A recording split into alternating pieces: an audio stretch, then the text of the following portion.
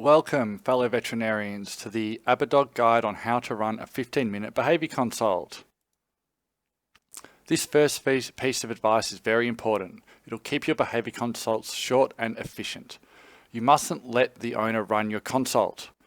Taking a thorough behaviour history isn't your job. Even a specialist can't do it in under 30 minutes. It's not something you should be doing. The owner will try to explain their problems in detail and will give you lots of specific information about the problems they're having. This information is probably irrelevant because you need to focus on the bigger picture. They'll say things like, "My dog whines in the car," or "My dog barks at some dogs but not others." Your job is to deflect these questions. They'll only slow you down and won't help you give them advice on what they really need. They'll probably just tell you the most annoying or interesting things their dog is doing, which isn't really useful. Your job is to deflect the questions and move on to the next step. Here are the 4 questions you should be asking to get a fast overview of the bigger picture. Number 1, ask if they bark, growl or bite at any dogs or people. Number 2, any problems with separation or being left alone? Number 3, do they have problems settling down and sleeping when they're just relaxing at home? Remember, dogs should be sleeping most of the time at home when their owner's around. Number 4, do they have problems with noises like fireworks or thunderstorms? And that's it. Once you have the answers to these, quickly note them down and you've done your job. Next, simply do a health check if you haven't recently. Many behaviour issues are impacted by pain or disease. Your role as a primary vet is to rule these out. So after your physical exam, a basic blood and urine test is always recommended to screen for other health issues. Okay, so step 4 is the reason why you didn't answer all those behaviour questions the owner was asking. The ABAdog Behaviour Scan does this for you. You send them the link and they fill out an online questionnaire. So to explain this to the owner, just say something like, "I think we need to do a behaviour scan for Fluffy. It's a questionnaire you fill out online, takes 30 to 60 minutes. I'll get a report of the problems Fluffy is having, which help us decide what we need to do next. It costs $44 and you get a customised report with behaviour advice and training protocols from it yourself." At this point, just defer any further advice until after they have completed the questionnaire. Explain that the report will answer a lot of their questions.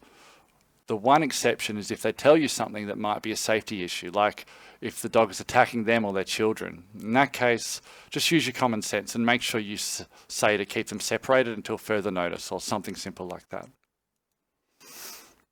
So once they complete the ABAdog Behaviour Scan, you will get a summary report sent to your clinic email address. This will give you a broad understanding of the problem, all summarised into one page.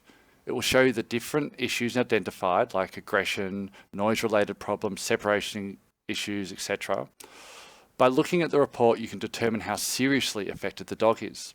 If the dog is affected badly and the owner did a half-decent job at filling out the questionnaire, there'll be lots of issues flagged. So potential safety concerns like injuries will also be highlighted.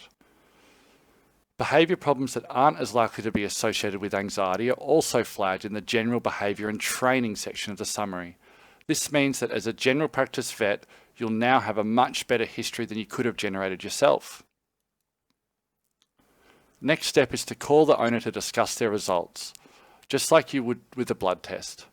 You should recommend that they start to work through their ABAdog behaviour report that they have now. The behaviour report they receive will help them to understand why the problems are occurring and to give safe and practical advice to them. You should also ask them whether they are interested in referral to a specialist or dog trainer. For dogs with lots of issues on their behaviour scan related to anxiety, you might be more willing to do a medication trial to reduce the anxiety. However, if this is the case, a veterinary behaviourist should always be recommended first or as well. Remember that the ABAdog behaviour report they get will not be nearly as good as referral, even though it is far better than what you could have provided. And that's it. If it seems complicated, don't worry, it gets much easier with time.